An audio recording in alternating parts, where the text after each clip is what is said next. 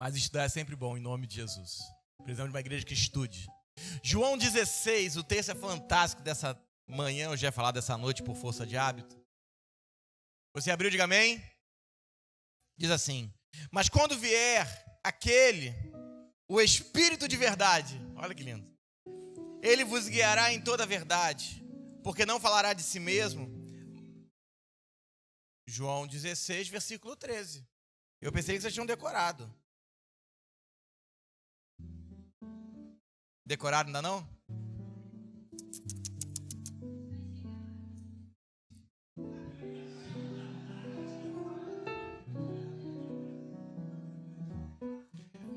Tem hora que eu te entendo, Bruno. É nessa hora que ele copia o Adão e fala: mulher que tu me deste. Aí Deus fala pra ele: eu já fiz com uma vez, o resto é tudo com você, vocês escolheram. Eu já errei uma vez já, irmão, vou errar duas não. João 16. Vira pra ele, Raiz, e fala pra ele: até que a morte nos separe, ou até que um mate o outro. João 16, versículo 13. Tá bom? Versículo 13, amém? Mas quando vier aquele, o Espírito de verdade, ele vos guiará em toda a verdade, porque não falará de si mesmo, mas dirá tudo o que tiver ouvido e vos anunciará o que há de vir. Ele me glorificará, porque há de receber do que é meu e vô-lo há de anunciar. Tudo quanto o Pai tem é meu. Por isso vos disse que há de receber do que é meu e vô-lo há de anunciar. 17, versículo 17. Vamos lá rapidinho.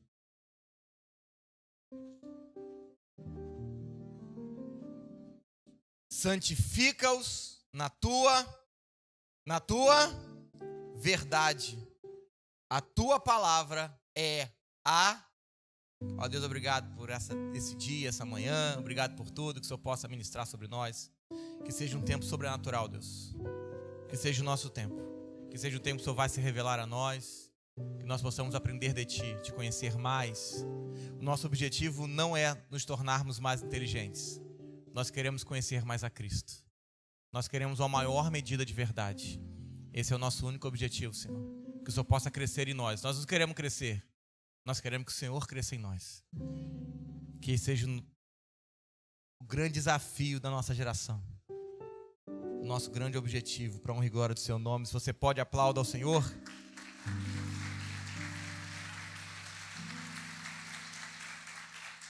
Mas quando vier, 16, 13. Mas quando vier aquele, o Espírito de verdade, ele vos guiará em toda a... Olha para mim. A operação do Espírito Santo, ela é nos conduzir a toda a verdade. A operação do Espírito Santo é nos conduzir ao conhecimento da verdade. É isso que o Pilatos vai falar com Jesus no capítulo 18, verso 38. Eu já comecei cedo. 18, 38, abre aí. O Pilatos faz uma... João 18, 38. O Pilatos faz uma pergunta para Jesus que Jesus não responde porque Pilatos perguntou errado.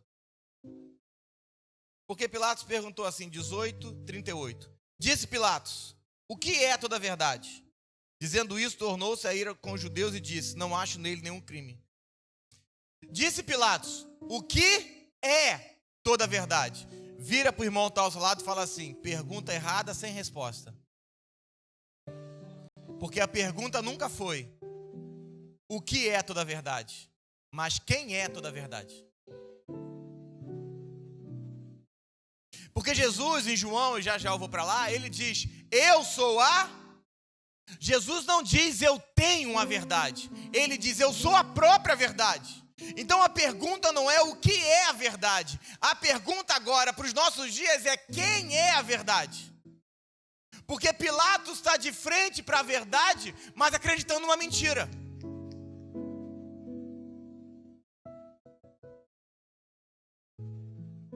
E logo depois ele diz que vai ir ter com os judeus. Não acho nele crime nenhum. Depois de ele estar de frente para a verdade, ele vai sugestionar a religião. Esse é o problema da igreja. Toda vez que a gente está de frente para Cristo e para a verdade, a gente quer voltar para a religião para perguntar se está certo ou se está errado. A gente volta, a gente vai voltando. E nós temos uma sociedade que é muito difícil de ser conduzida. Por quê, pastor? Porque cada um tem a sua verdade. Nem preciso falar da sociedade, eu posso falar da igreja evangélica. Cada um tem a sua verdade. E 90% não entendemos que não é sobre termos uma verdade, e termos Cristo que é a verdade. O evangelho não é uma condição moral. Não, nunca foi. Mas pastor, nós andamos em moralidade. Um monte de não evangélico também. O evangelho é o Filho de Deus. A verdade é o Filho de Deus. O caminho é o Filho de Deus. A vida é o Filho de Deus. Porque ele declarou, ele não falou eu tenho verdade, eu tenho vida, eu tenho caminho. Ele falou eu sou a verdade, eu sou o caminho, eu sou a vida. Porque assim, olha pra mim que você tem que pegar isso. As 3 portas que eu preguei semana passada, estavam uma de frente para outra. Porta do caminho, porta da verdade, porta da vida, até chegar no Santo dos Santos. Amém? Você que não veio semana passada, viu o culto semana passada. Mas é interessante que, olha, qual é o nome da primeira porta? A porta da verdade. Depois da porta da verdade, eu começo a caminhar nessa verdade. E conforme eu caminho nessa verdade, eu encontro com quem? Com a vida. Porque a verdade que você não caminha, não te traz a vida que ela promete.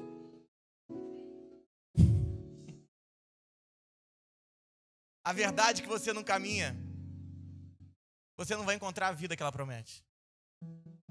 E essa verdade chamada Cristo é tão grande que eu não consigo enxergá-la de uma vez. Eu preciso crescer agora no conhecimento dessa verdade. É por isso que Jesus disse que eu sou o princípio. É por isso que nós pregamos semana passada de que não existe essa regrinha da igreja. Primeiro Deus, segundo família, terceiro trabalho, quarto ministério. Alguns botam o ministério à frente do trabalho. Isso é maluquice. Porque o Jesus disse, eu sou o princípio. O seu objetivo na Bíblia é achar Cristo em tudo. É por isso que a sua Bíblia começa com Jesus e termina com Ele. Pegou não? A primeira palavra da Bíblia é Bereshit. Bereshit bara Elohim. Bereshit é princípio. E Jesus disse, eu sou o... A última palavra de Apocalipse da sua Bíblia é amém. E Apocalipse vai dizer que Ele é o amém. A sua Bíblia começa com princípio e termina com amém. Começa com Cristo e termina com Cristo. Você que tenta achar o Davi no meio dela, o Salomão no meio dela, o Moisés no meio dela. Esse é um assunto para depois. A mente natural estabelece a sua verdade e vai tentar resolver seus problemas debaixo dos conceitos que acredita. Sexta-feira a gente vê isso aqui no Conexão. As pessoas não acreditam que isso é um culto. Os meninos estão pulando. E pulam, meu Deus do céu. E pula, irmão. Pensa em 400 cabeças pulando. O tradicional que chega não aguenta. Eles tudo colorido. Eu falo, eles gritam. Depois chora. Porque a mente religiosa não consegue aguentar isso. Porque está fora do padrão. Ah, eles não têm ordem. Não tem ordem porque sentam no chão, não tem cadeira para todo mundo? Não tem ordem porque gritam? Ou será que ordem não é uma questão de luz? No princípio, cria Deus os céus e a terra está sem forma e vazia, havia trevas sobre a face do abismo, o Espírito de Deus se movia sobre a face das águas, e disse Deus ordenou tudo fazendo o quê? Luz. O problema de ordem da igreja é que a gente quer botar ordem a como fazer as coisas, mas ordem é uma questão de luz. Sabe por quê? Porque onde a luz entra, as trevas aquecendo. Se eu tenho uma verdade, eu vou conduzindo a minha vida debaixo desses conceitos. Inclusive dentro da igreja. Igreja de parede preta é coisa do diabo. Então você já senta entendendo. É o capeta, é o cão. Vai subir o discípulo do cão. Porque você tem um conceito pré-estabelecido do que é evangelho. Lembra que o judeu também tinha. E por isso negou Jesus. Eu tenho feito uma pergunta nos últimos 4 anos nessa igreja, desde que a gente gerou essa casa. Será que se Jesus entrasse hoje numa igreja evangélica, a igreja evangélica reconciliaria ele? Pergunta pra você. Será que Jesus parasse do seu lado hoje, com o evangelho que você tem, você reconciliaria ele? Então pare de criticar o judeu. Porque talvez a gente esteja igual a ele. E vamos ter que viver um reestabelecimento que é Cristo em nossas vidas. A nossa sorte é que ele não volta igual da primeira vez. Porque se fosse igual, irmão... Será que a igreja evangélica aguentaria o apóstolo Paulo pregando? Ou Jesus chamando ela de Satanás? A hora que um discípulo fosse para Jesus e falar, Jesus, estou indo embora, ele falasse assim, você quer ir também? Pode ir embora também. Ou você chamaria o Jesus de grosso? Ou será que te deram um Jesus romantizado? O Cristo romântico. Lembra do Deus romântico no dia do tribunal? Lembra? Mas me contaram, pastor, eles me contaram sobre um Deus romântico, Deus que é amor. Ele é amor. Morreu no seu lugar. Lembra do Deus romântico? E olha que a gente pega a graça, hein? Lembra do Deus romântico no dia que você entrar no tribunal e ele falar, aqui está o livro do que você tinha que fazer e aqui está a vida que você levou. E não. Pastor, eu vou para o inferno? Pare. Pensa direito, vai. Isso é uma conversa para outro dia. Não tenta romantizar Deus, não. Porque você está tentando colocar os seus sentimentos no sentimento de Deus. Você nem pai como Deus consegue ser, porque Deus fala que vós sendo maus pais, sabeis dar boas dádivas aos vossos filhos, vós sendo maus. Não falou que todo mundo tinha alguém bom, não. Falou que todo mundo era ruim. Quanto mais eu, que sou um bom pai. Agora, Deus é um pai que matou o seu filho por alguém que não merecia. Você era esse pai também ou não? João 8,31. Agora eu começo a pregação.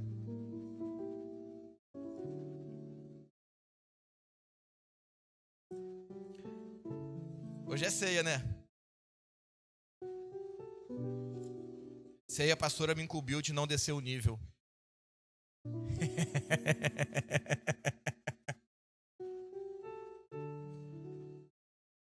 Ela deixou eu fazer 2 piadas, eu vou guardar elas pro final.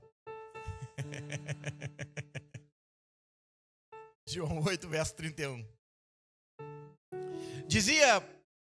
Jesus dizia, pois aos judeus que criam nele. Jesus está falando com quem aqui? Aos judeus. Está falando aos gentios? Está falando aos? Se vós credes na minha palavra, verdadeiramente sereis meus. Ele está dizendo assim, se você está crendo no que você leu a vida toda, verdadeiramente você é meu discípulo. E você conhecerá a verdade, e a verdade vos... Nós temos um problema aqui das galáxias, irmão. Nós temos um problema aqui seríssimo. Porque, se você olhar algumas traduções da palavra verdade, é a mesma palavra para realidade. E se verdade é forte, a realidade é sobrenatural. Porque a verdade de Deus é a realidade de Deus. Qual é o nosso problema? É que nós temos uma igreja pregando uma verdade, mas que não consegue viver essa realidade.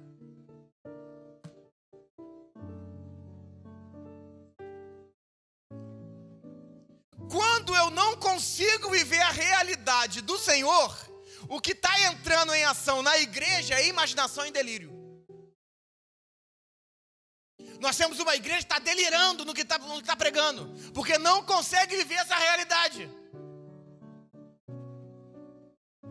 Porque agora nós temos a pessoa da verdade, Cristo, ou melhor, a pessoa da realidade que morreu, para não só nos dar a sua realidade, mas nos dar a realidade dele, para que a realidade dele seja a nossa realidade.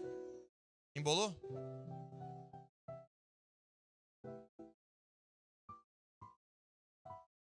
Porque o seu desafio não é ter uma vida melhor, é viver a vida dele. A melhor definição de graça eu soltei há 3 anos para mim. Graça é a oportunidade que Deus nos dá para vivermos exatamente como Jesus viveu. Graça. Graça. Graça. As Escrituras, elas vão legitimando o que eu estou experimentando em Cristo. Está escrito? Vale. Não está escrito? Não vale. É por isso que você precisa de uma igreja que prega a Bíblia. Porque senão tu vai morrer, não. Você precisa ouvir gente que prega a Bíblia. Porque para ouvir testemunho pessoal, vai psicólogo. Ele tem mais educação para isso. Ele tem mais estudo para isso. Porque o Espírito Santo vai nos conduzir agora a vivermos toda a realidade de Deus. O problema, e aí eu quero que você ponha muito zelo no que eu vou falar, para não falar que eu falei besteira. O problema é que em nome do avivamento, os crentes deram ao Espírito Santo funções muito longe da realidade do que ele veio fazer. Em nome do avivamento, nós demos ao Espírito Santo funções que nunca estiveram escritas na Bíblia. Não está escrito.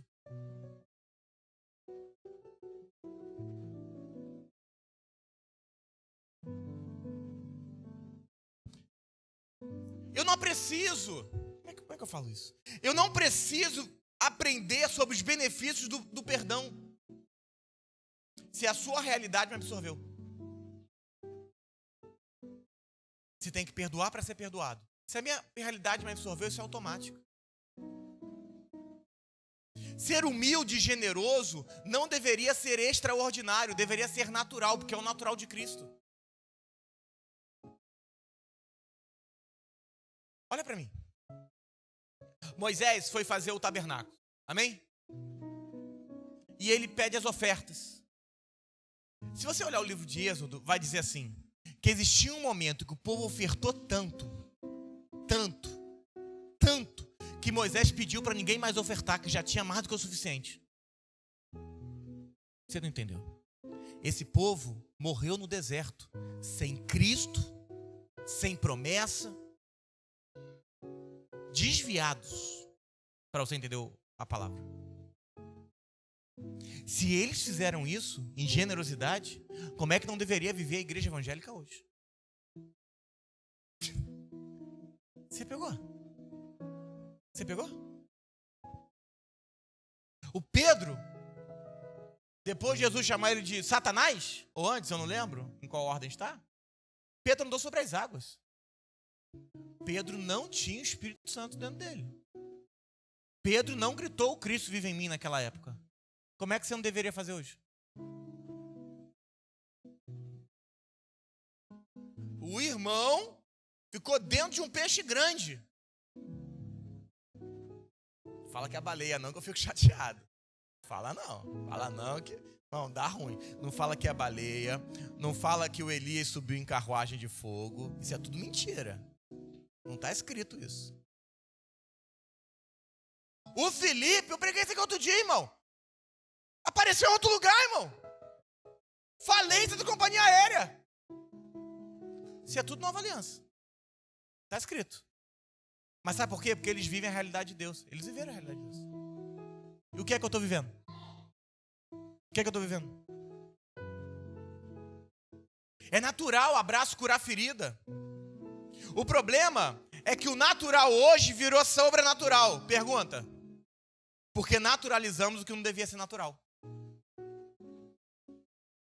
Naturalizamos o que não deveria ser natural. E o natural virou sobrenatural. O Espírito Santo, ele vem para te guiar, para te governar. Ele não vem para pedir a sua opinião. Ele não vem para te dar uma prova de múltipla escolha. E cada coisa que lhe é pedida é para que você venha conhecer mais de Cristo.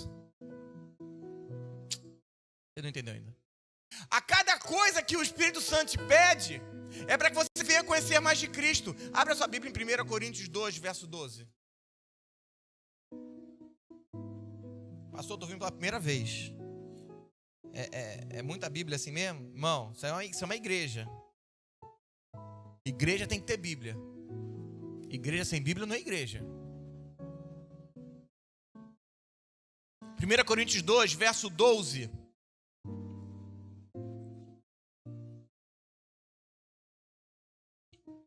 Presta atenção.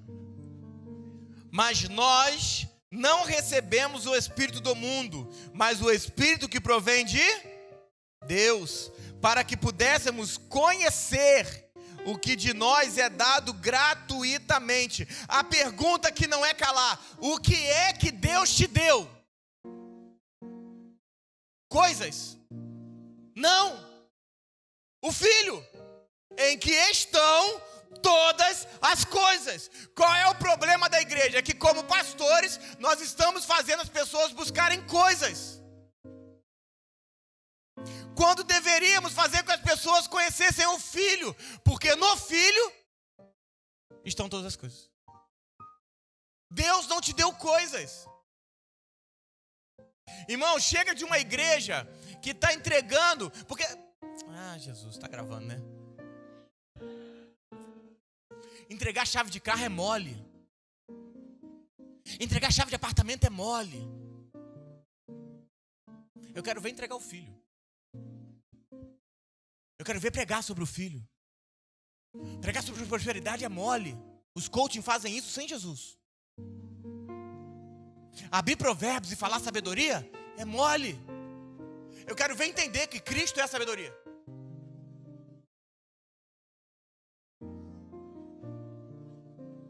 O problema é que nós colocamos um vírus dentro da igreja que faz com que as pessoas venham à igreja buscar coisas. Minha vida tá ruim, eu tenho que ir pro culto hoje. Eu tive problema, vem pro culto hoje. Não! Você não vem pro culto para tratar problemas. Você vem pro culto para tratar você que é o problema. Ficou ruim, né?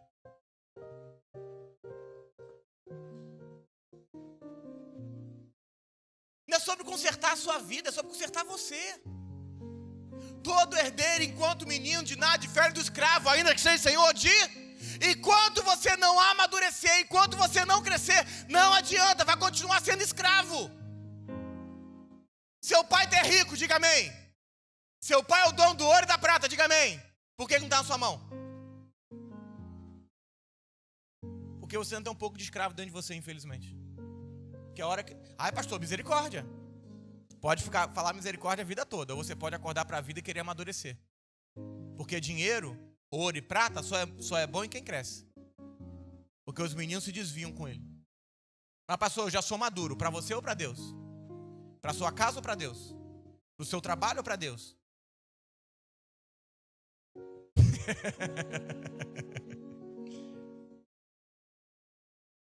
Por que eu dependo da minha sabedoria se eu posso depender da sabedoria de Deus? Por que eu dependo dos meus sentimentos se eu posso depender do sentimento de Deus? Filipenses 2, verso número 5. Tendo em vós o mesmo sentimento que houve em Cristo Jesus. Não é sobre... eu não estou sentindo de ir para o culto, não estou sentindo de fazer isso. Quem disse que você tem que viver pelo que você sente? É tempo de uma igreja que quer viver pelo que Cristo sente. Pastor, vem para o culto, e onde é que eu entro? Na cruz. O único lugar que você pode entrar nessa igreja. Mas quando é que você prega para eu mudar? Você não tem mudança, irmão. O seu lugar é cruz. Quando é que você prega para eu melhorar de vida? A sua vida não pode melhorar, a sua vida tem que morrer.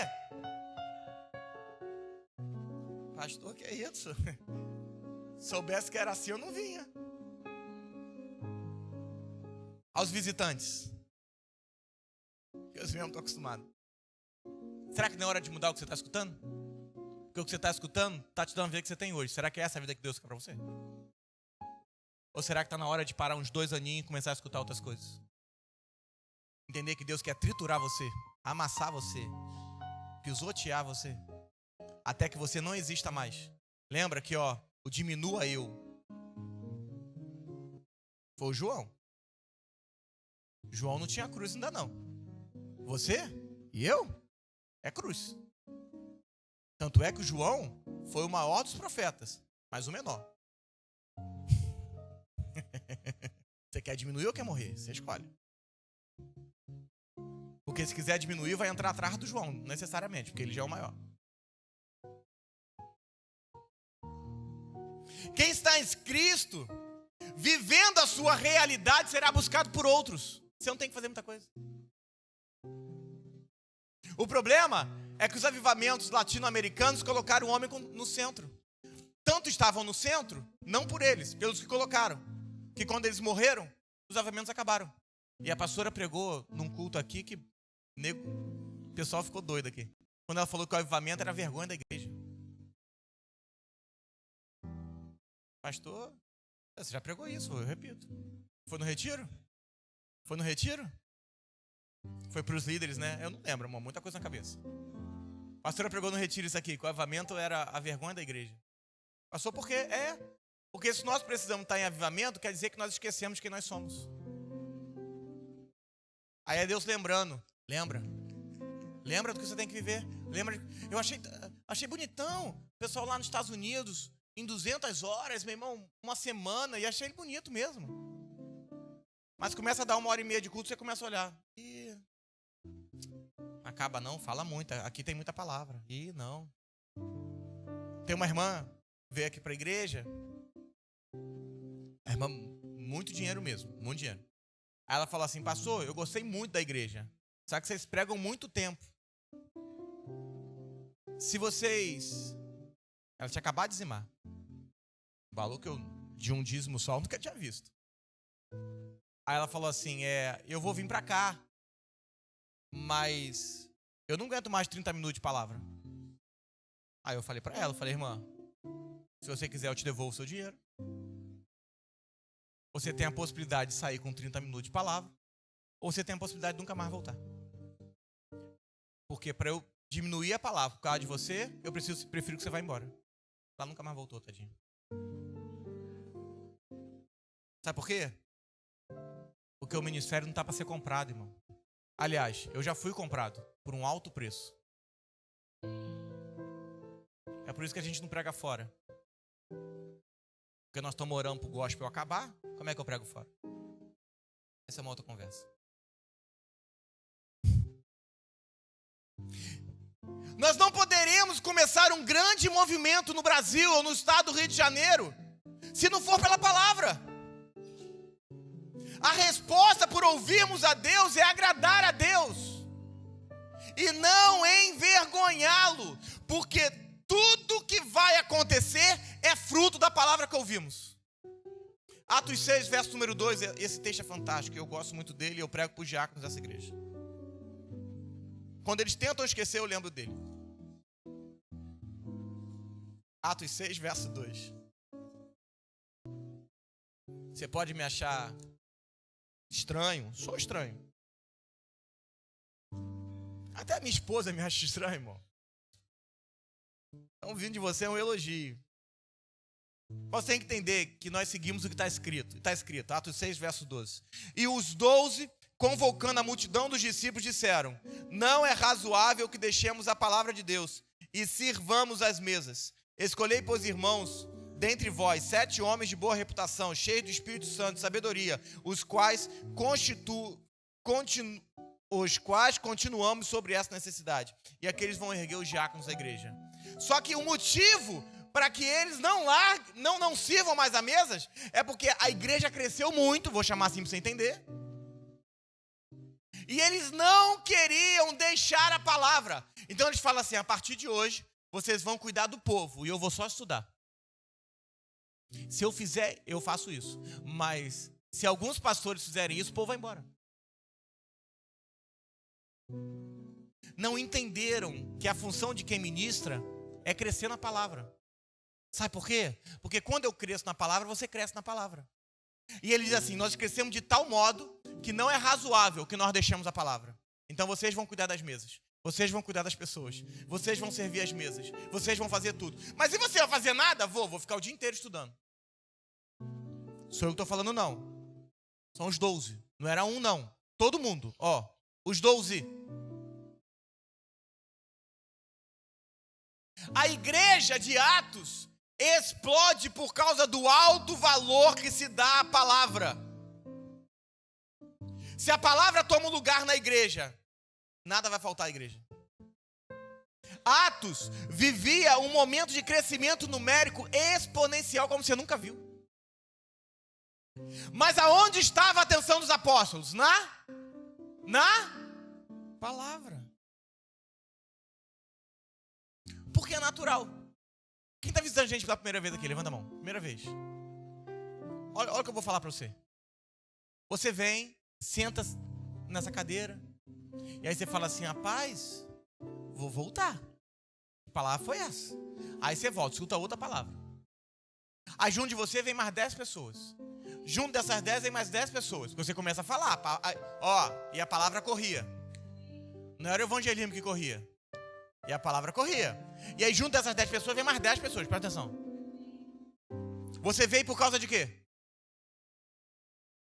Não é justo. Porque eu sirvo as mesas. Porque eu preciso continuar estudando. Porque no dia que você não tiver palavra, você vai embora.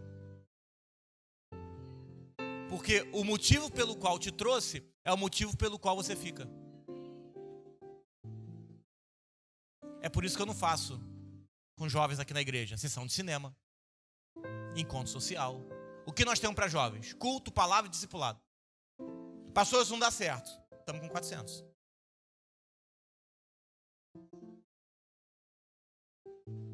Sabe por quê? Porque se eu trago eles para o cinema... Não, agora a gente traz para o cinema também. Mas se eles vêm por causa do filme, eles vão ficar por causa do filme. O dia que não tiver filme, eles vão embora. Mas se eles vêm por causa da palavra, se eles vêm por causa da presença de Deus,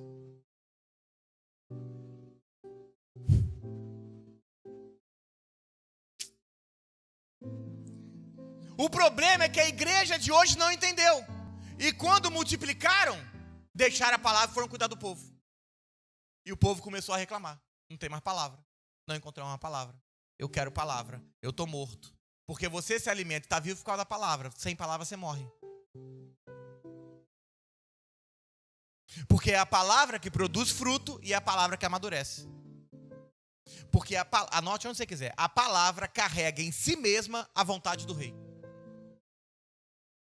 É o que está dizendo em Atos 6, verso 7. Olha que fantástico. Eu te desafio a ler. Atos 6, verso 7. Esse é o texto do ano da minha vida. Eu preguei ele outro dia, até uns 12 meses. Num culto anteriores. Atos 6, verso 7. E crescia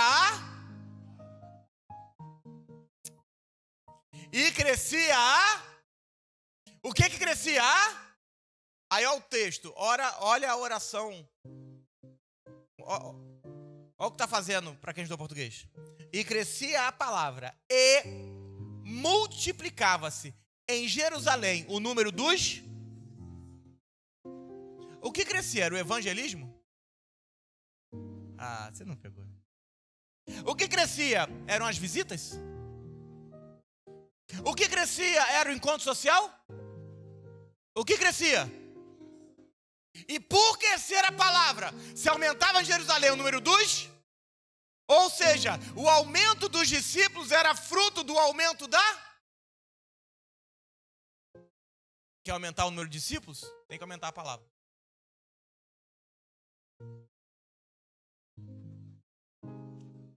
Há 4 anos atrás, tínhamos 30 membros na igreja.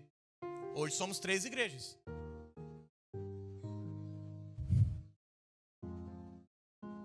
O que aumentou não foi a capacidade humana.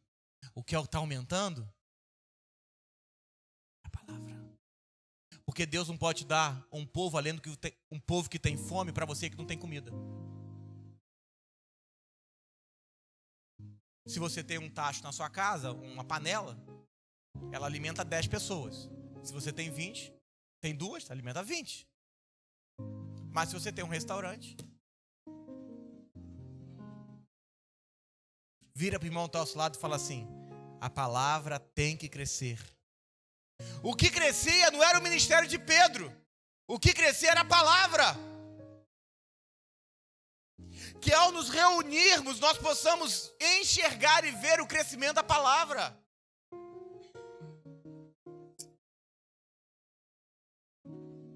A palavra crescia. Você me desculpa. Pare de fazer vínculos por afinidade. Tenha vínculos de gente que pode crescer a palavra na sua vida. Tem gente que vai de uma igreja, aí fica lá a vida toda. Aí fala: eu não quero sair, coitado do meu pastor, coitado disso. Tá crescendo a palavra? Sai. Não tá? Sai. Se aqui não tiver, sai daqui também. Tá difícil, mas sai daqui também. Porque é a palavra que tem que crescer.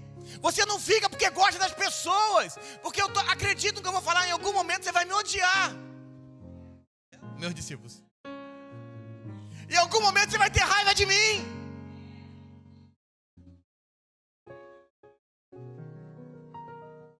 Em algum momento você vai falar assim: nossa, pastor, tá grosso hoje.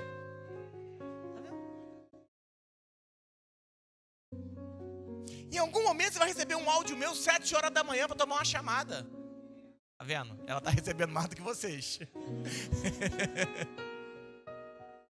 Porque faz parte do nosso ofício como pastores. Colocaram vocês a estatura do varão perfeito.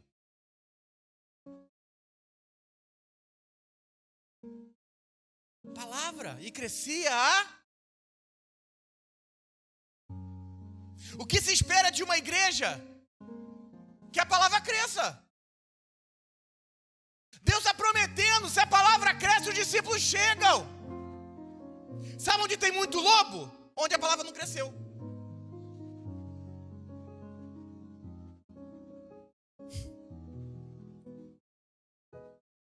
Deixa eu respirar para não falar besteira. Atos 8, verso 14.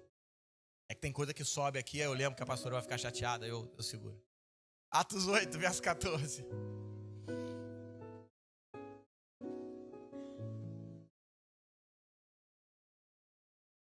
Lê Atos. Não para focar numa igreja que cresceu, para você ver o quanto que a palavra cresceu. É que a igreja moderna quer os resultados de Atos, mas com a palavra rasa que eles têm hoje. A igreja moderna quer os resultados da igreja primitiva, com a igreja rasa do que eles têm hoje, fazendo suas vontades, vivendo do seu jeito. Você está disposto a morrer pelo evangelho? Você está disposto a largar o seu mundinho, a sua vindinha? Os seus sonhos, os seus objetivos, e perguntar se são deles? Porque se não for, tem que jogar fora.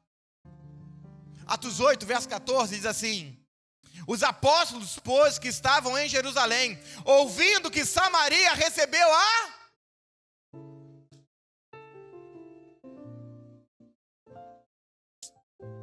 enviaram para lá Pedro e João, os quais, sendo descido, oraram por eles, para que recebessem o Espírito. Sabe o que tem muito? É que tem coisa que bate na igreja tradicional. Sabe o que tem muita gente que não está recebendo o Espírito Santo? Porque não recebeu a palavra. Porque depois de receber a palavra, é só orar por eles.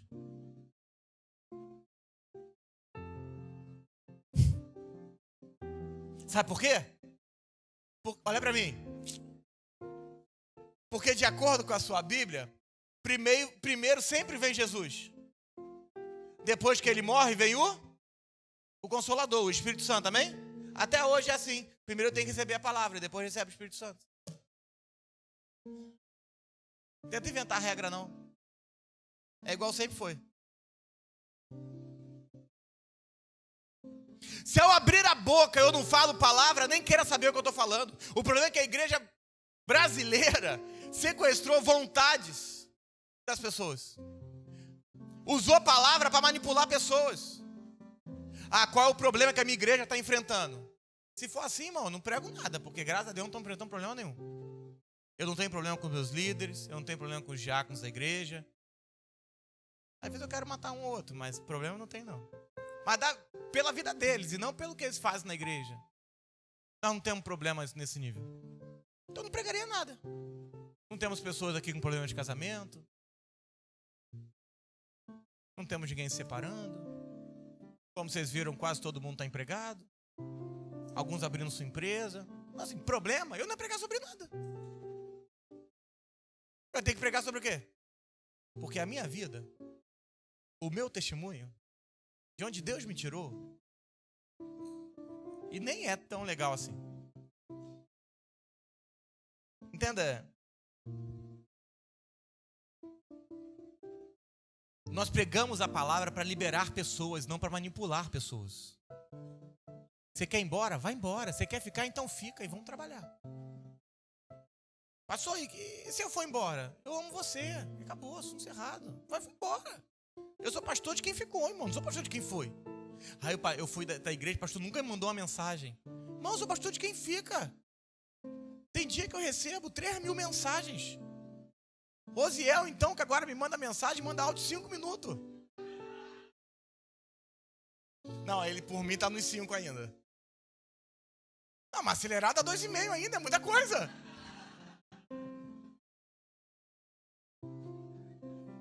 Sua esposa tá aí? Deu sorte, pra não ficar com vergonha. Por que tá dizendo isso? Brincadeiras à parte, mas você atende os membros da igreja, irmão. Você não tem tempo. Eu às vezes chego em casa, a pastora fala assim: amor, você falou com quem hoje? Eu falei: você tá de brincadeira, irmão. Tá de zombaria comigo. Falei com 50 pessoas. O que você falou? Não tem como. Como, irmão? Eu sempre falo isso, eu sou pastor de quem fica, irmão. É tempo de uma igreja que vai pregar Cristo, a palavra. Porque, anote, a palavra me libera do engano. Nós não podemos deixar pessoas, sejam elas evangélicas, estão numa igreja ou não, continuarem caminhando enganadas, aprisionadas pela religião. Porque o maior problema da vida deles não é o pecado, é o engano. Porque o engano vem antes do pecado. Pastor, não concordo. É só a gente abrir a Bíblia, 2 Coríntios 11. Eu gosto quando não concorda. Eu prefiro ficar com o texto do que não concordar com alguma coisa. 2 Coríntios 11, abre o texto.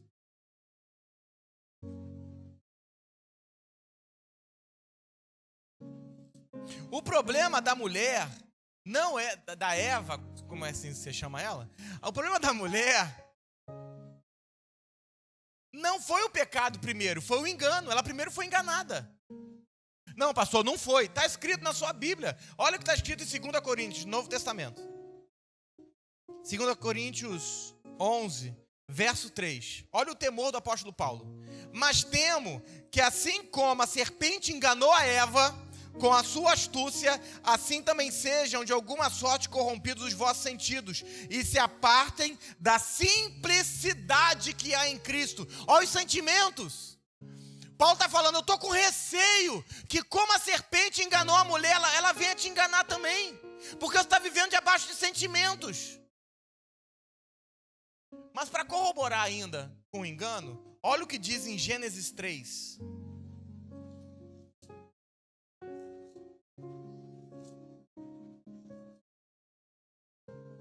Eu e a pastora, a gente tem dois expoentes, né? A pastora, eu acho que o livro 1 de domínio da pastora é Apocalipse. E o livro 1 de domínio do pastor é Gênesis. Então a gente está em polos opostos na Bíblia. E a gente se encontra, provavelmente, em Mateus, Malaquias. Mas olha o que está escrito em Gênesis 3, verso 13. E disse o Senhor Deus à mulher: por que fizeste isso? E a serpente disse, a mulher disse, a serpente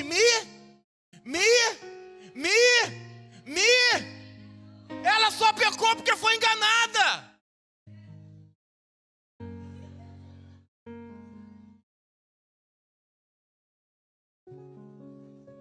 Pecado é fruto de engano. E nós temos uma geração sendo enganada. Porque tem gente que tem verdade e está de boca Porque o oposto do engano é a verdade. E a verdade é Cristo, a palavra é Cristo, a verdade é a palavra, que é o caminho. Irmão, junta tudo que dá uma salada.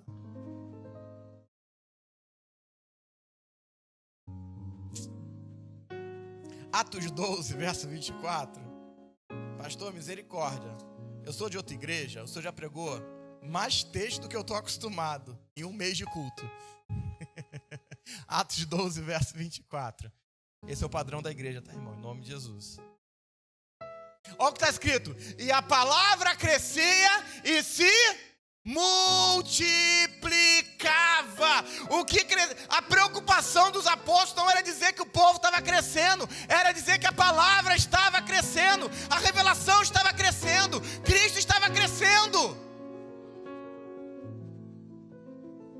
Sabe por quê? Porque a palavra que se fez carne, eu quero que você entenda isso. Ai, irmão. No princípio era o verbo estava com Deus. Porque uma vez vai dizer que o verbo se fez. A palavra verbo, em algumas traduções, você vai ver a palavra se fez carne. Então a mesma palavra que se fez carne foi crucificada. E precisa continuar se fazendo carne até hoje. Eu repito até você pegar. A palavra continua habitando e se fazendo carne até hoje. Até hoje a palavra continua sendo feita carne.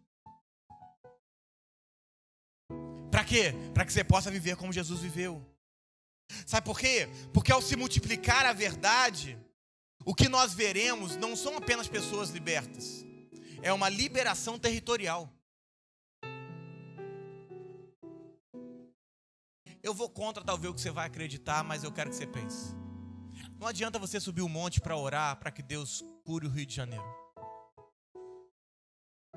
Porque isso não vai acontecer desse jeito. Mas pastor, eu sou um homem de fé. A sua fé tem que crescer, porque está rasa ainda. Pastor, que é isso, pastor? Então fica subindo. Sobe.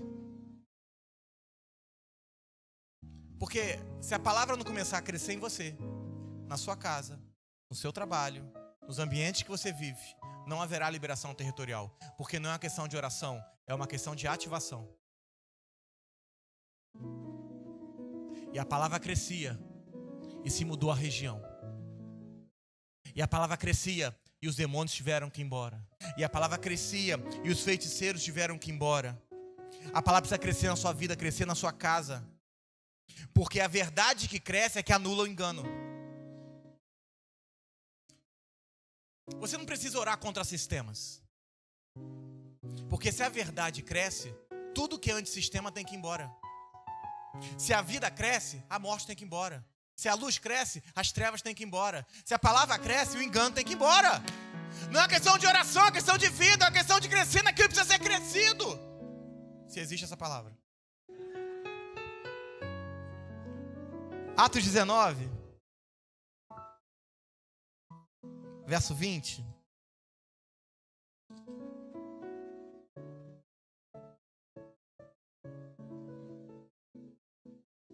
Vamos ler o 19? Atos 19, verso 19. Também muitos dos que seguiam artes mágicas trouxeram seus livros e queimaram na presença de todos, e feita a conta do seu preço, acharam um montante de 50.000 peças de prata. Assim, a palavra do Senhor crescia poderosamente e prevalecia. O que crescia? Essa região, ela era, olha para mim, ela era governada por uma entidade, vou chamar assim para você entender, chamada Diana. E essa entidade espiritual, ela governava todos os princípios econômicos dessa cidade, todos. Mas quando a palavra cresceu, a palavra diz que não era qualquer pessoa que trazia, não. É que olha o que diz, os que seguiam artes mágicas, eles ouviram algo e falaram, é isso que eu quero. E começaram a levar esses livros.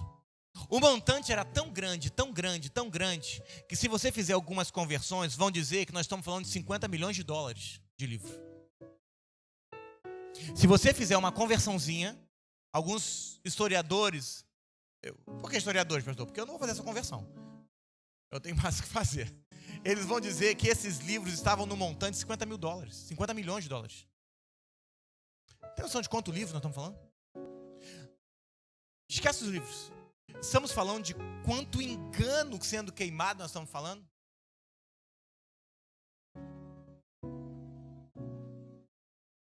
O que eles fizeram? É a palavra crescer. E a palavra crescer.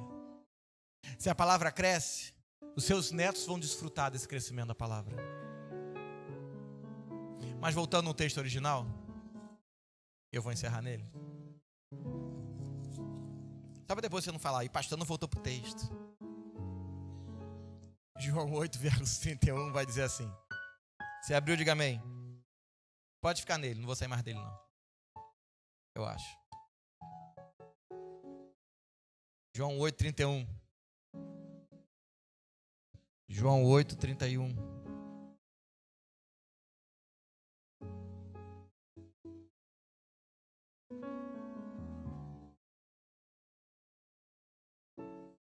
João 8, 31, você abriu, diga amém.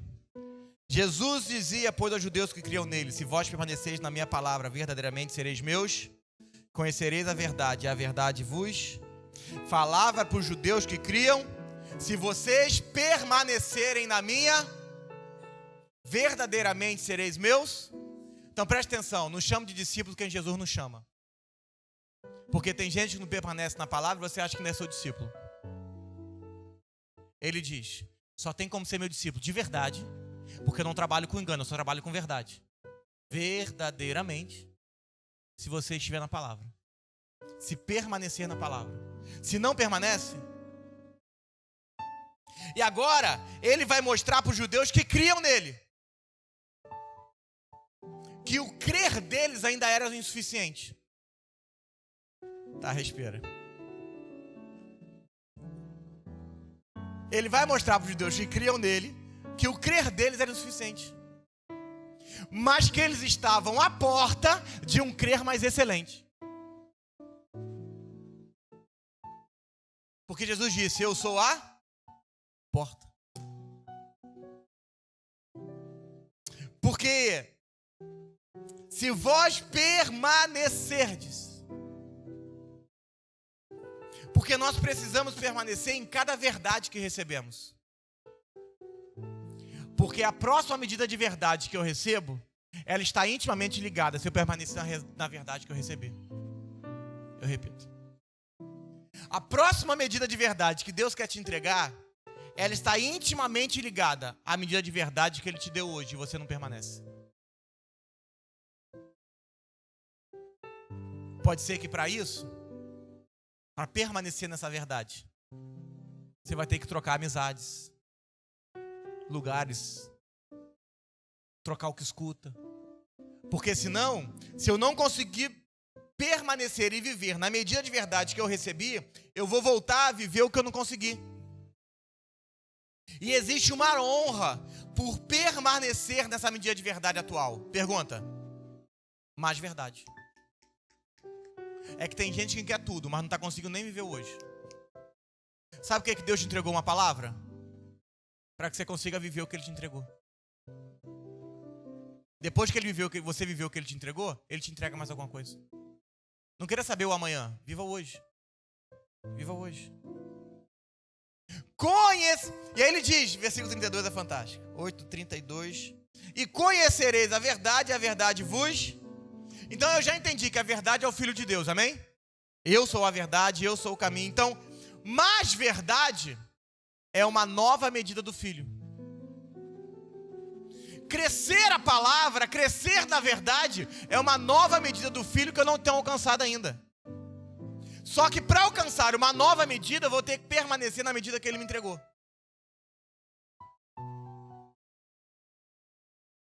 Porque a partir disso, conhecereis a verdade. E a verdade? Porque o seguinte passo do conhecer é me libertar do que eu não sabia que tinha preso. O problema é que você pegou esse texto e está achando que esse texto fala para gente que não conhece Jesus. Mas esse texto só fala para quem conhece ele.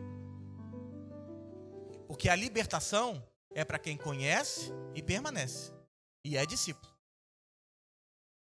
Tá, eu repito. É só ler o texto.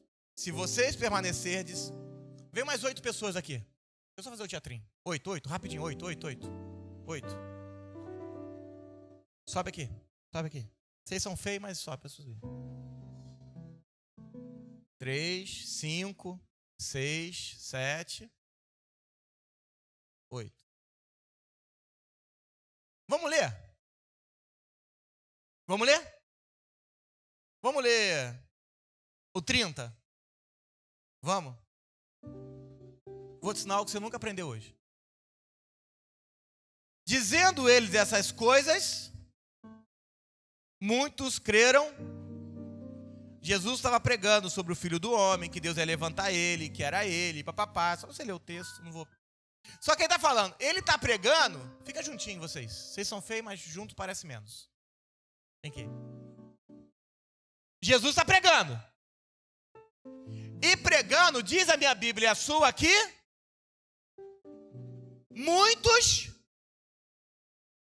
muitos são todos?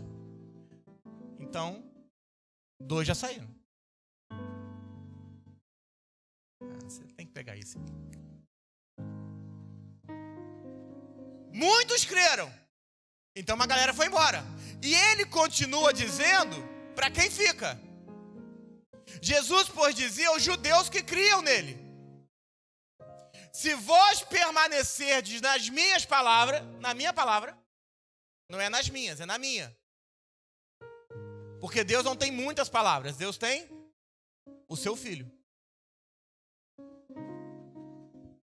Dizendo para os judeus que criam nele: se vocês permanecerem na minha palavra. Todo mundo que escutou permaneceu? Como é que é a igreja evangélica? As pessoas vêm, confessam Jesus, creem nele. Aí você começa a pregar. Uns permanecem, outros... Então, quem não permaneceu vai embora também.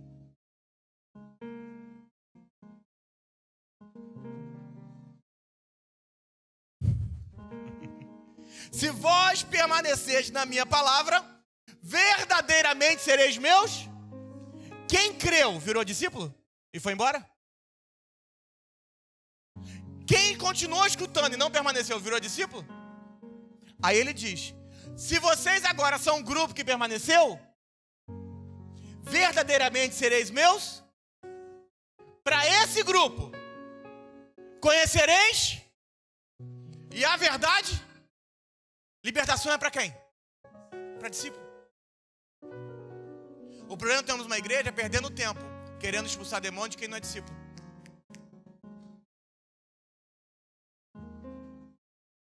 Porque se libertação resolvesse o problema, a gente ia para a rua expulsar o demônio dos outros.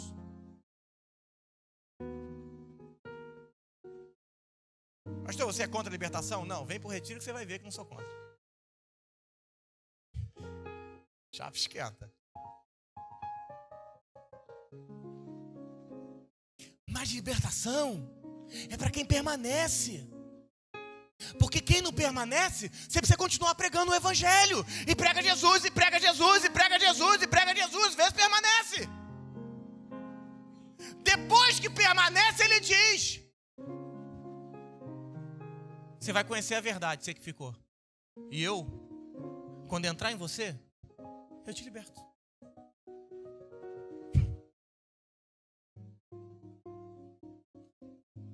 Porque a medida da verdade, quando se instala, eu vou sendo retirado do engano que eu tenho.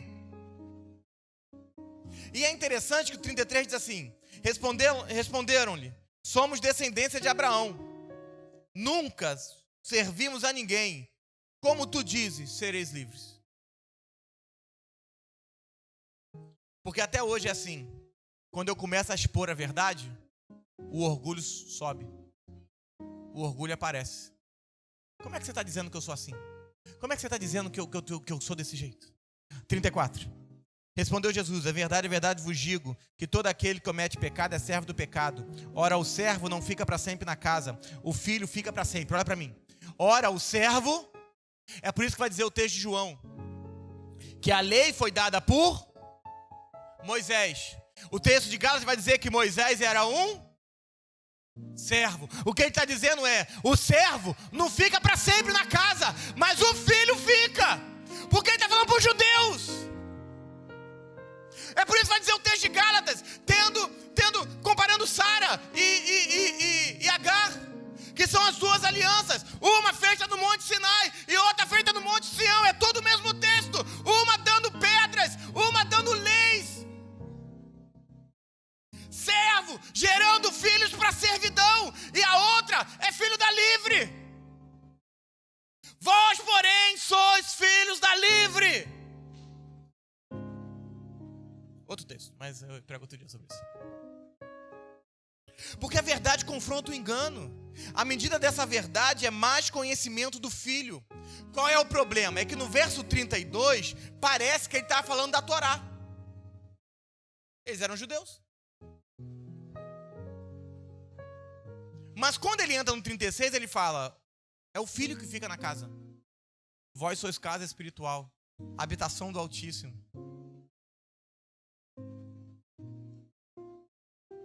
E é interessante que o verso 38 vai dizer: eu falo do que eu vi junto do meu pai, e vós fazeis o que também viste junto do vosso pai. Vira para o irmão ao seu lado e fala assim: o que você faz e o que você fala define o pai que você tem.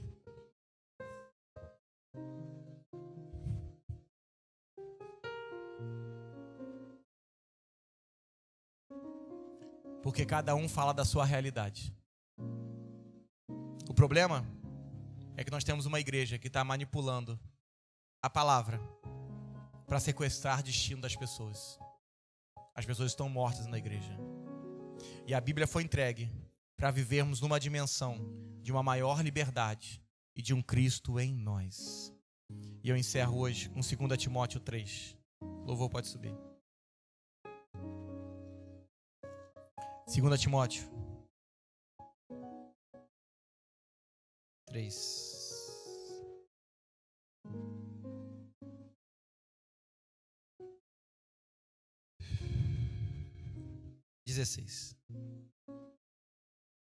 Se abriu, diga amém. Toda a escritura é inspirada por Deus, útil para o ensino, para a repreensão, para a correção, para a educação na justiça, a fim de que todo homem de Deus seja perfeito e perfeitamente habilitado para toda boa obra. O perfeito não precisa ser mais ajustado.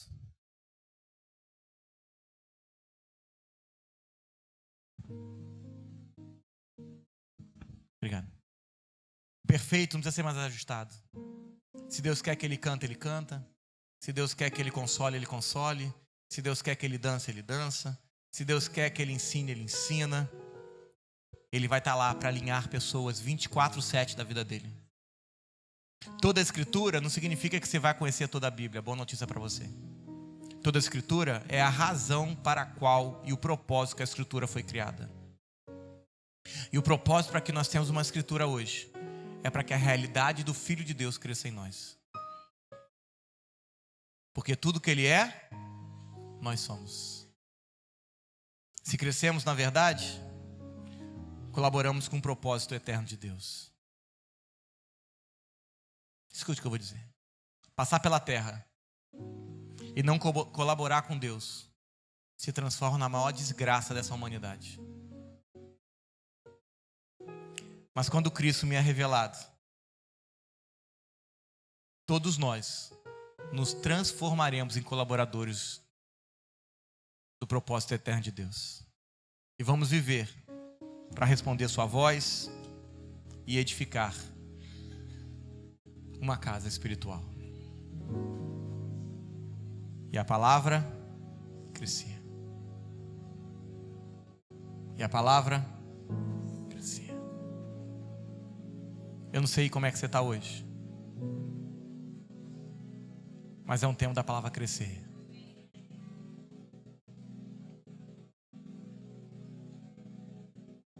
Eu faço questão de não colocar as revelações que essa igreja a gente faz em culto, profecia sobre pessoas, profecias na internet. Por quê, pastor? Isso ia atrair gente? Ia. Mas eu não quero gente atraída por isso.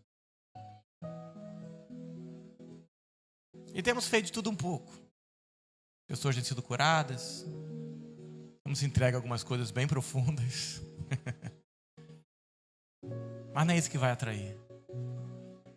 Nós queremos ser reconhecidos como uma igreja que a palavra está crescendo. Ainda estamos no raso ainda. Mas a palavra está crescendo.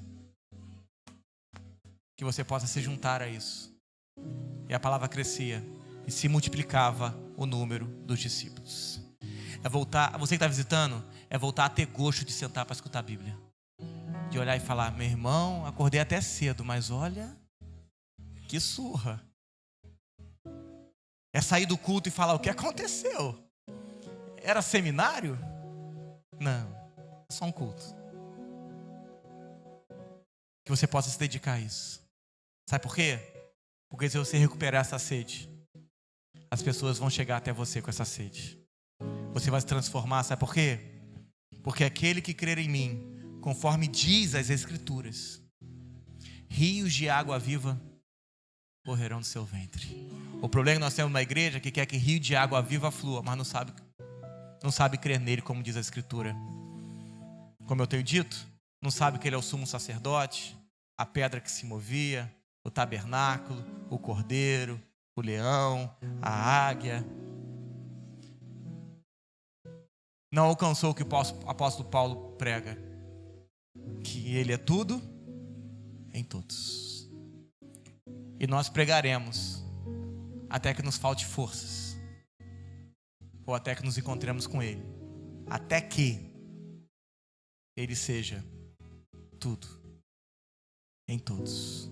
E só vamos conseguir de uma maneira: e a palavra crescia. Fique de pé.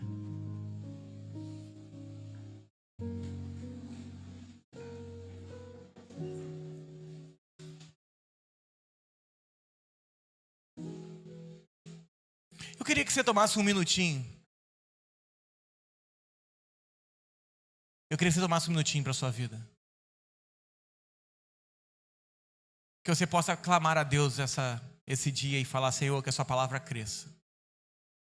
Porque não é sobre estar na igreja, é sobre crescer em Cristo. Que até só Ele seja visto. É por isso que alguns de vocês começam a vir um culto e vem outro e falam: meu irmão, eu tenho que vir mais vezes, não é possível. Que a palavra tem que crescer.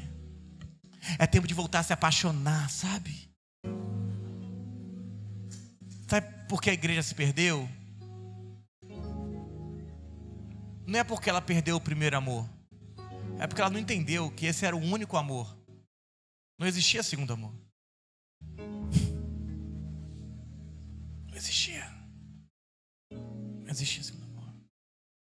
E eu queria que você se analisasse, sabe? Não se analisar porque você tem pecado ou não. Se analisa. Se a palavra está crescendo, ou se tem coisa para a gente jogar fora. E se tiver, antes de ceiar hoje, vamos jogar fora. Vamos jogar fora. Vamos jogar fora. Feche seus olhos. Se analisa. Entenda, não para saber se tem pecado ou não por causa da ceia. Não. Se analisa para saber se tem coisa que está impedindo essa palavra de crescer. Porque se a palavra crescer, queridos, se a palavra crescer, se a palavra cresce, se a palavra cresce,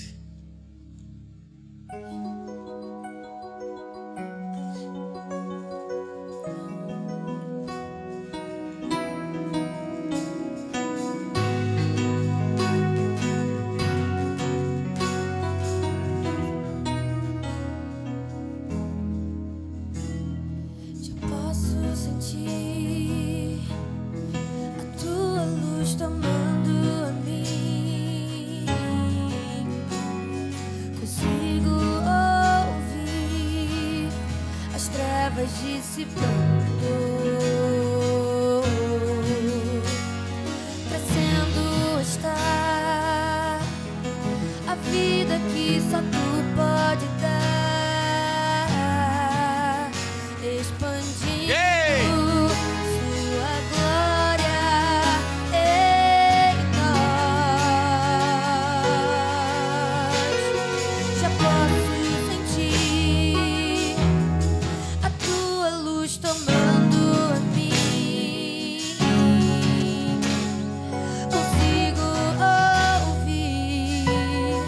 as trevas dissipando. Vencendo está a vida que só tu pode dar, expandindo tua glória em nós. Aleluia! São fiéis e verdadeiras as suas palavras. Não haverá noite, o cordeiro é nossa lâmpada. Sua vida iluminou e iluminará, pra sempre reinará. Bem-aventurado é quem guarda a tua palavra. Andarão a tua luz, tua vida basta. Sol e lua nunca poderão se comparar, pra sempre reinará. Talvez a gente tenha alguém aqui hoje que você está sem ensaiar há muito tempo. Meu conselho, volta hoje. Pastor, mas eu tô assim, eu tô assado. O texto de 1 Coríntios 11, 26, 27 vai dizer: portanto, qualquer que comer esse pão, beber esse cálice do Senhor indignamente, será culpado do corpo e do sangue do Senhor. E aí te falaram que você não podia cear, por causa de alguns motivos. E infelizmente, olha para mim, isso não é um problema de revelação bíblica, é problema de português. Porque o que come e bebe do Senhor indignamente. Pastor, eu já ceiei, nunca é demais, ceia de novo. A igreja se reunia em casa e ceiava o tempo todo. Mas olha para mim, pastor, eu não sei, tem muito tempo, eu vou te explicar agora. Olha para mim. O que come e bebe do Senhor indigna. O que se confundiu é que indignamente seria um adjetivo. Isso é questão de quem está fazendo Enem. Não é nem revelação bíblica. Por quê? O que é um adjetivo? Adjetivo é algo, olha para mim, que se dá qualidade ao sujeito. Ou seja, as ações do sujeito tornariam ele indigno. Mas não. Indignamente é um advérbio de modo. Não é o como você está, mas como está fazendo. Porque senão seria complicado. Presta atenção. Senhor, eu estou em pecado, eu estou com problema e não posso ceiar. Então eu tenho um problema. Por que eu tenho um problema, pastor? Porque tem alguém que não tem pecado? Tem alguém aqui nessa sala que está sem pecado?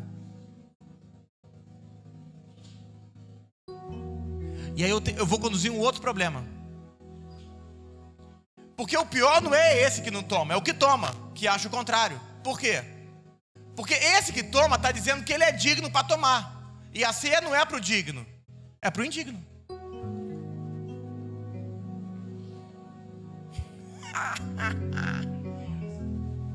A ceia não é para o digno.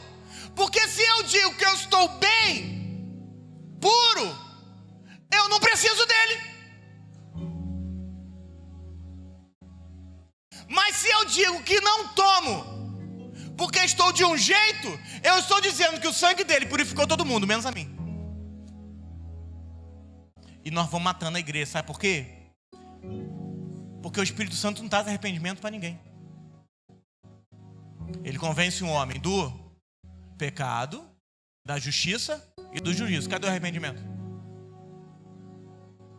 Pastor, mas convenceu do pecado. Convencer do pecado não é se arrepender. Porque todo mundo que pega está convencido que pecado é pecado.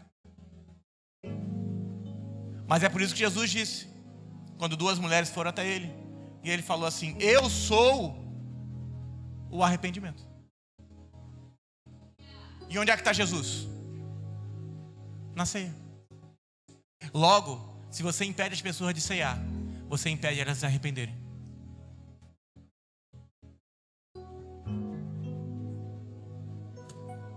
É por isso que quando o cara para de ceiar, a vida dele começa a ir de mal a pior.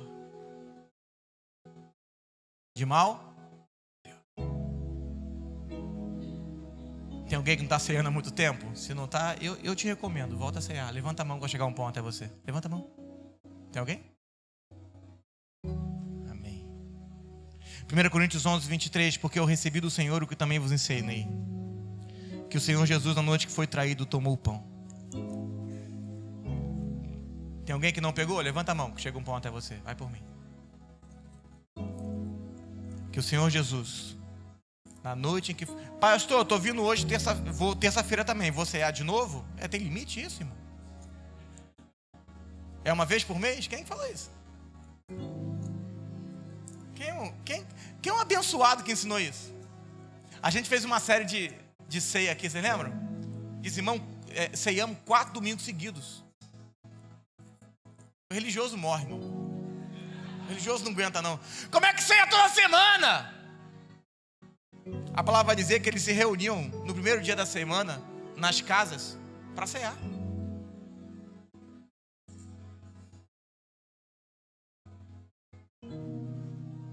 E Jesus, na noite que foi traído, tomou o pão. Toda vez que te traírem, toma o pão. Toda vez que você ficar chateado, toma o pão. Toda vez que não acreditarem em você, toma o pão. Toda vez que você se magoar, toma o pão. Toda vez que te aprisionarem, igual passarinho, que é como você está se sentindo, toma o pão. Partiu? Porque ele estava dizendo: eu sou o pão da vida. E assim como esse pão, eu também vou ser partido. Tomou o pão e disse: tomai. Então o que você está comendo não é pão. É um Cristo alimentando um Cristo. Porque o Cristo em você só se alimenta dele, de mais nada. Ó Deus, em nome de Jesus, aqui está o seu corpo. E a palavra crescer. E esse Cristo que está em mim tem clamado por mais Cristo dentro de mim, que ele possa crescer. O que nós comemos hoje é DNA seu. É o próprio Deus alimentando o que está em você, o Cristo que está em você. Nós consagramos esse pão, Senhor. Que seja um tempo de vida, um tempo de vida, um tempo de vida, em nome de Jesus. Comei do pão.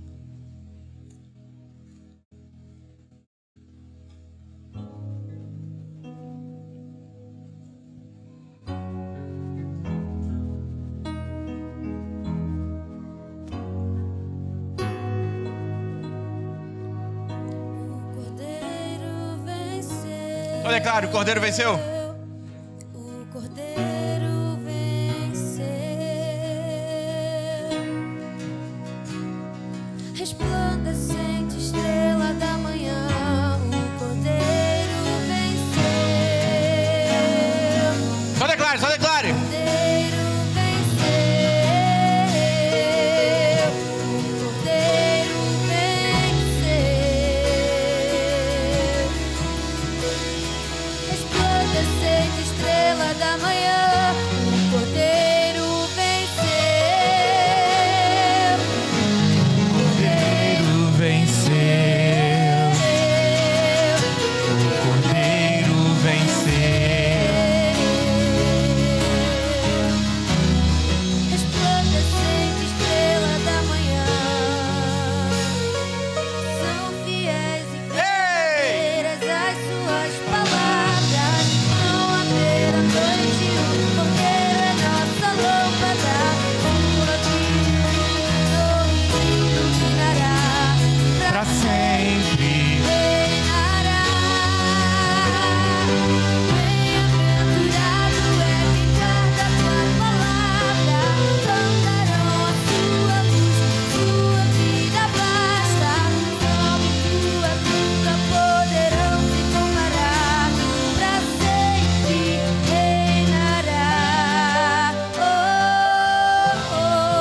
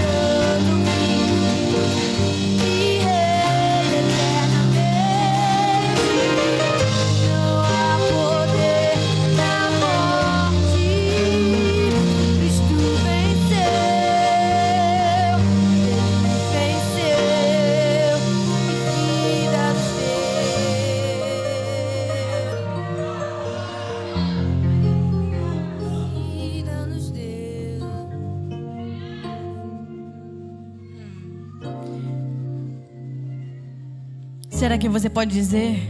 Não há poder na morte. Não há poder nenhum na morte. Porque Ele vive, porque Ele reina, porque Ele é soberano, porque Ele venceu, porque Ele é vencedor. Não há poder na morte. O soberano vive e reina eternamente. Não há poder na morte. Cristo venceu, Ele venceu.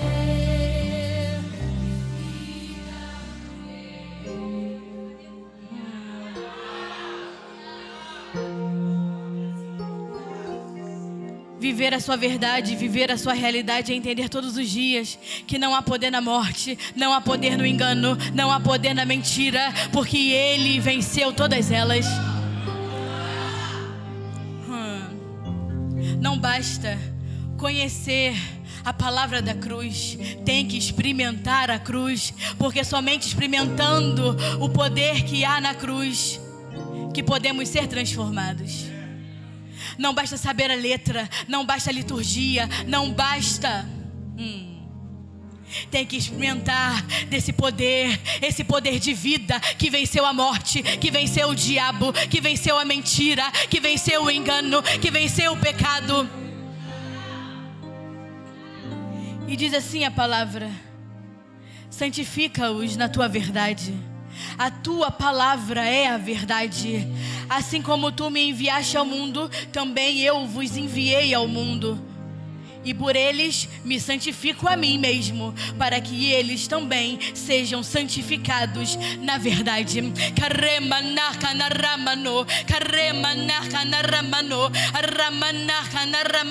Santificação é aquilo que o Pai fez ao sétimo dia. Santificou toda a obra criada e feita. Então eu disse novamente, eu me entreguei por santificação de vós, porque não é assim que diz a minha palavra no início e no fim. Eu sou o Cordeiro imolado desde a fundação do mundo. A palavra responde, a palavra, a verdade, corrobora, a verdade, não preciso, de ninguém, para provar, eu mesmo sou a prova da minha verdade, e da minha vida, o Pai, santificou, eu, disse, me entrego como santificação, como oferta viva, como sacrifício, porque não há santificação, sem oferta, mas a oferta que faziam não bastava, ano em ano, pecado em pecado, um animal morto, não era suficiente, mas eu sou, a santificação, o sacrifício, eterno, suficiente, para o Pai. O Cordeiro imolado desde a fundação do mundo. E assim foi feito, para que vós, também, fosseis, santificados, esse, preço, ninguém, precisa, pagar, porque eu, paguei, com a minha vida, o invisível, se tornando visível, não é assim? Que está escrito, tudo Ramana, que é visível, foi feito Ramana do invisível, Ramana, Ramana, porque a minha verdade, Ramana, é real, Ramana, Ramana, a minha palavra, Ramana, é de vida, Ramana, Ramana, nela, Ramana, não há engano, Ramana, Ramano. Então, Ramana, ao comerem, Ramana, e agora, Ramana, beberem, Ramana, de mim, Ramana, Ramana, bebem, Ramana, da razão, Ramana, da vossa existência, Ramana, porque Ramana, a minha verdade veio para mostrar, Ramana, a voz, Ramana, a razão, Ramana, que estão aqui, Ramana, que é expressar a minha vida, Ramana, a minha verdade, Ramana, para isso, Ramana, os santifiquei, Ramana e a Ramana, para serem, Ramana, a expressão, Ramana, de quem eu sou. E é por isso que a verdade incomoda tanto a Ramana, aqueles a Ramana que não compreendem a linguagem da verdade, a Ramana, Ramana, porque ainda acham a Ramana que suas vidas, a Ramana, tem um sentido próprio, uma razão própria para existir, e não, a Ramana, estão aqui, a Ramana, foram chamados, a Ramana, para fazer parte, a Ramana, da minha vida, da minha aliança, do meu pacto, do meu propósito eterno. Mas aqueles que acham que em si há um significado, enganados, Ramana, estão, Ramana, Ramana. Então, Ramana, como foi lido, Ramana, eles não compreendiam a minha linguagem, Ramana, da verdade, porque eles achavam, Ramana, que conheciam, Ramana, o Pai, que conheciam, Ramana, Ramana, a lei, Ramana, que conheciam, Ramana, a descendência, Ramana, porque vinham, Ramana, de Abraão, Ramana, Ramana, Ramana. Porém eu digo, Ramana, os que dizem, Ramana, filhos de Abraão, Ramana, conheceram, Ramana, de um pão, Ramana, perecível, Ramana, e todos morreram, Ramana, como o pai Abraão, Ramana, mas aqueles que comem, Ramana, e bebem, Ramana, daquele que vive, Ramana, tem vida, Ramana, eterna, Ramana, não passarão pela morte, Ramana, e a Ramana, viverão, Ramana, eternamente. Esse é o pacto da nova aliança, Ramana, em mim, Ramana, e a Ramana. Conhecer a letra não transforma, mas experimentar dessa vida transformará a vossa vida para sempre. Quem crê no Cordeiro imolado, beba do sangue.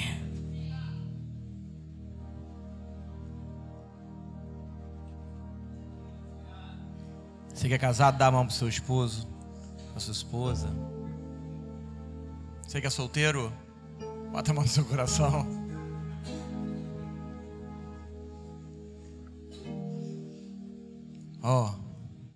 Eu desço para terminar. 2 conselhos. Você que vai sair hoje aqui, vai ficar um pouquinho pesado, mas traz alguém de noite. Sai daqui e fala, meu irmão, você tem que escutar o que eu escutei de manhã, velho. Eu volto com você não sozinho. Traz alguém que está debaixo de engano. Vem um tempo de vida. Vem um tempo de vida como você nunca viu. E a vida, quando ela chega, ela vai afastar de você quem te menospreza, quem fala mal de você, que eles não sabem não, mas o quanto isso tem te feito mal. Quantas vezes a gente chora sozinho para ninguém escutar a gente. Deus está afastando vocês disso. Vocês sabem disso. Porque às vezes a gente sai de casa e a gente fala assim, Senhor, fala com a gente hoje, que a gente precisa de uma resposta.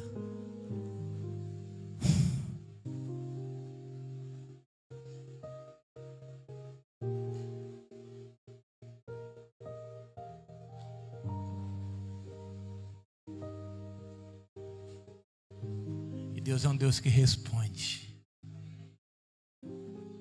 Tic-tac, tic-tac. O tempo acabou. Nada é pior no evangelho do que gente subaproveitada. Ou pior, ou gente menosprezada. Eu termino que isso não é culto para isso. Eu acho. É um tempo de vida. Tempo de vida. Você que escutou hoje, volta de noite com alguém. Você que está vindo pela primeira vez, temos culto terça-feira, tem ceia de novo. Pastor, posso ceiar de novo? Irmão, como diz o pastor Eduardo, até para burrice tem limite. Até para ser burro tem limite, irmão. Eu dou o nome dele porque essas frases pesadas deixa com ele, né? Eu só uso. Pelo amor de Deus. Vem a terça. Só se inscreva, né? Que tá acabando as vagas. Você que é daqui, traz alguém que você ama. A verdade me encontrou, diga amém. E eu vou caminhar nessa verdade. Porque a vida vai começar a crescer. Porque Ele afirmou: eu sou o caminho, eu sou a verdade e eu sou a vida. Faz assim com a sua mão. 6 horas estamos de volta. É 6 horas, né? 6 horas estamos de... Cada horário é um culto, irmão. Não tem como. 6 horas estamos de volta. Você precisa acertar a sua imersão lá na frente da igreja. O Fred está lá, o Wallace está lá, o Everton está lá. Acerta a sua imersão. Começamos na quarta, terminamos sábado de noite. Se prepara. Irmão, se a gente faz essa loucura em culto, você imagina eu solto no meio do... Misericórdia. Imagina, irmão. Eu sem câmera. Ah, você tá de brincadeira, irmão. Essas crianças estão aqui atrás. Que o único Samuel que está lá é o meu filho, entendeu? Obrigado, Senhor, por hoje. Obrigado por tudo. E a palavra crescer. Essa é a expressão que nós estamos vivendo esses dias. E a palavra está crescendo. Não nos reunimos porque temos muitos amigos. Nos reunimos porque a palavra está crescendo. Não nos reunimos porque estamos num ambiente mais confortável. Não. Nós nos reunimos porque queremos nos reunir em um lugar que a palavra está crescendo. Que a palavra cresça na sua casa, na sua empresa, onde você trabalha. Que tudo que você faça, a palavra cresça. E que o grande amor de Deus Pai, a graça salvadora do nosso amado Senhor Jesus Cristo e as doces consolações do Espírito Santo de Deus seja comigo, com você, com a sua casa e com todo o corpo de Cristo até o nosso encontro com Ele. Deus te abençoe. Deus te abençoe. Traz alguém que você ama às 6 horas, terça-feira no Recreio. Só pegar o link para você ir com a gente.